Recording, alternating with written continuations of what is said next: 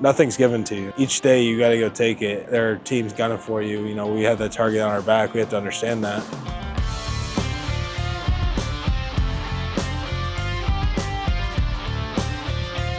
Cal, it's good to finally have you back for the Cal Raleigh Show. It's been missing you very much, and we decided, nope, we can't do it without you. So as good as Mitch Garver was when we had him on and everything else, your show. So yeah, thanks.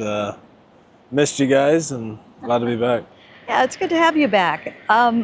When you were away, I was really curious as to, that was the first time you've gone on an IL, and you stated you hated being away, but it sounded like the more that you were away and when the games started getting going, you said that you learned some things not being there and watching things from afar. I'm kind of curious about how you processed that whole thing and what you got out of it besides confirming the fact that you absolutely hate being on the IL. Yeah, it stinks being away from the team and not being in the everyday kind of grind. And I definitely don't envy anybody who goes on the IL or has to deal with injuries. So it could be hard to deal with, but at the same time, it's just sitting back watching the games. You're able to appreciate when you are on the field and when you are healthy and not take it for granted. So I definitely kind of took those things and kind of processed them in a different light. So. And I think we've seen that from you. It's the restart that you have had. You've had, I hate to use the word attitude, but it seems like you've had a really good attitude about it. You've been in a good place in, I'm going to get going, this is going to happen, I've got to do this, and this, like you would normally be. Is that kind of where you're at right now? Yeah, I'm just trying to, focus and trying to, give everything I got every day and trying to, help us win as many ball games as we can. So still got a lot of baseball left and trying to, finish strong this before the break and come out, out of the gates hot, ready to go. How do you do that? I think first off, it just starts with, finishing strong. I think All-Star break coming up, you can see a lot of good and a lot of bad out of teams. I've seen, teams come out and, keep their focus all the way through the end, to the last game. I've seen some teams, kind of lose their focus and lose that edge through that last game. So I think that's good. They're important games. Those are, we got 4 more games left. These are important games, especially down the stretch when you're, fighting for a division or a wild card spot. So to me, it's just finish strong, keep playing hard, keep the focus up, and then obviously guys will get their break, which is much needed across the league, and then come back with that edge. Hopefully we come back and gotta get some guys back healthy, but to me it's just going to be coming out with that edge and that focus every single day. And I know when we have that, we'll be winning games. We'll be in a good spot. You'd be in a good spot, and you have been in this spot as a team before, and a bunch of times. And this year I think it's a little different in that there are very high expectations going in. Everything is still on the table for you guys, but then there were obstacles and there were challenges. And the beautiful part of it is you are in first place right now, but you still haven't been a whole group, and you still haven't seen the best performances, I think, out of a number of people right now. How do you put into perspective where you are at, and how do you deal with that, okay, we've been here before, we can do this again, and maybe put behind any of the, well, we didn't run away with it type thoughts? Yeah, I think baseball is a super hard sport. I know it is. This is the hardest, sport out there, and I think that anybody thinks it's going to be easy or you could just repeat what you did last year. That's never the case. Each year is different. It brings new challenges, new opportunities, and I think looking at it through that lens, I think it's going to be important for us, in the second half to come out with that focus and come out with that energy and that edge of, nothing's given to you. Nothing, each day you got to go take it. There's teams in in the league that are, trying to beat you every single day. There are teams gunning for you. We have that target on our back. We have to understand that, and we have to embrace it. We have to, take control and we are in control of our own destiny. And obviously, like I said, there's a lot of baseball left, but at the same time, we want to be trending in the right way, and we want to be doing those things correctly. And I think that's kind of how I'm approaching it. And I don't really care about what other people think or what other people have to say about our team. I know we're a good team. I know we're a talented team. It's going to be about us sticking together for 70 something more games. Is that what it is? 70, 80 more games. Yeah. Yeah. So it's just going to be about us sticking together and shutting out the outside noise, not worrying about what other people think or what other people expect of us. That doesn't matter. What matters is us. Continuing to fight, continuing to do the little things to win baseball games. Everybody in that clubhouse. Do you have to tell people, or does that message have to be put out there, or is it there right now? Regarding the... Got to just be together, and we're fine right now. Yeah, I think, to me, I think, like I said, I think guys are a little disappointed with how, things have shaped out. But ultimately, you put it in perspective and you understand that each season is going to bring challenges and things, like I said earlier.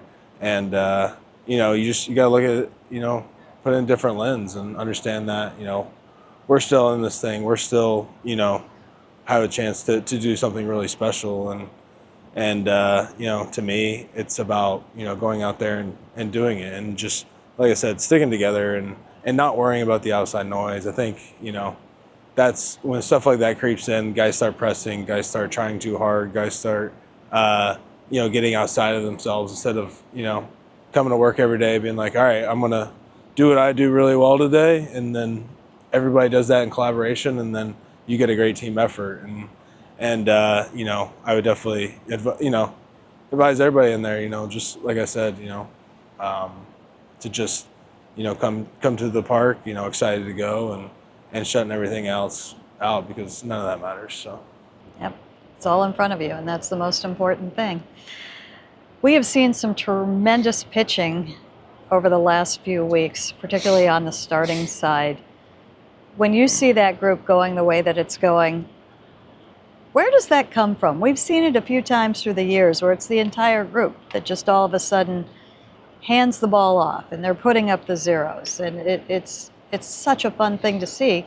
But it's a year later, there's a full-time extra person in there right now. What do you see from them when they start just rolling? Yeah, I mean, I think, they kind of, it's contagious, right? I mean, the pitchers are obviously a super close group, and when they start rolling like that, they start to, feed off each other, and they want to, outdo each other, and they want to, continue that streak and continue doing things that their counterparts are doing, which is what you're seeing. So I think they're kind of just thriving off of it. And with that, I think you just, continue what they're doing. I think they're doing a great job of mixing and using lots of different pitches, different locations to get people out. And that's kind of what I'm seeing from them right now. When you look at, you mentioned mixing, which I think is interesting in that, in looking at what so many of them are doing, Logan in specific, and maybe even Emerson a little bit more, and Bryce, it seems like we're seeing more of the four-seam fastball and more of the attack with that. Is that something that, I spoke with Logan the other day, and he talked about the work that he put in on that four-seam and getting the velocity where it is. It just seems to me that when they are attacking like that, it is almost a different profile for that rotation as a whole. That, they can be a group that goes out there and tries to be artists with all the pitches they have. And then you look and well, Brian Woo's always had a good fastball. Well, when Bryce Miller is healthy, he's, really can lead with that fastball.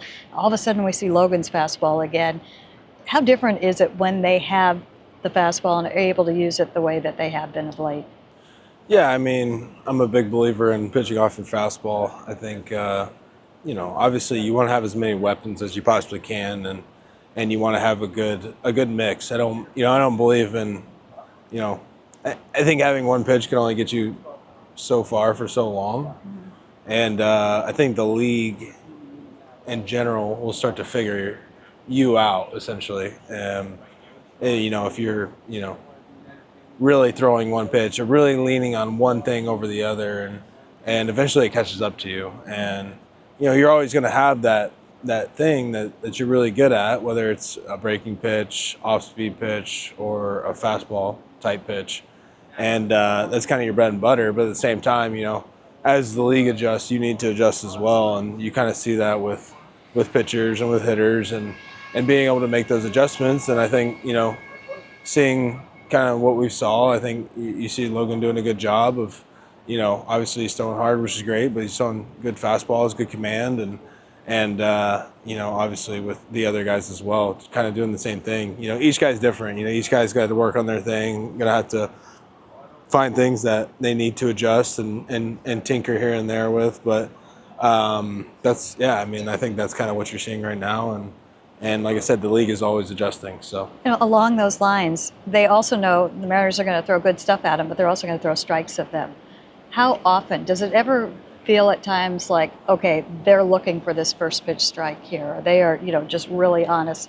How often does it happen that you're thinking, okay, we're going to need to switch things up pretty quickly getting into a game?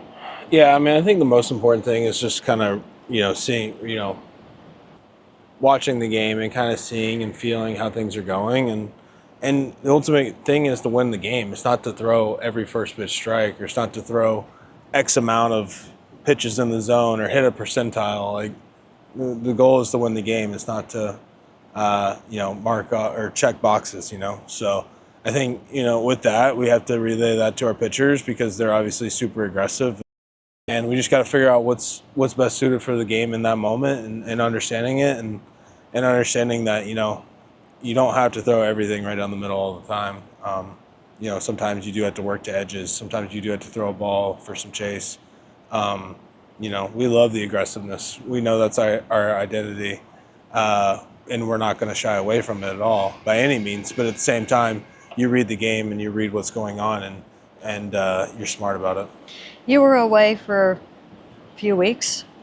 What jumped out at you? Did somebody have something that looked different when you got back? Not necessarily. I just obviously Bryce, I think, was coming back right as I got hurt, so I didn't get to catch him, in his first couple starts. But nothing's really different or new with him.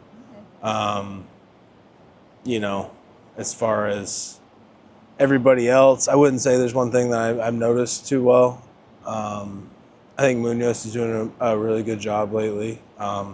He's doing a great job of attacking and really getting downhill and controlling himself on the mound. And I think his last, handful of outings have been very, very good. And it's a very positive sign. Who's the unsung hero of the first half on this team? That's a good question. Unsung hero.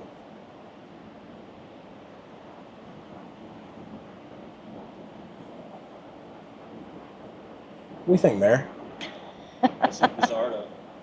Yeah, Bizarro's always been good.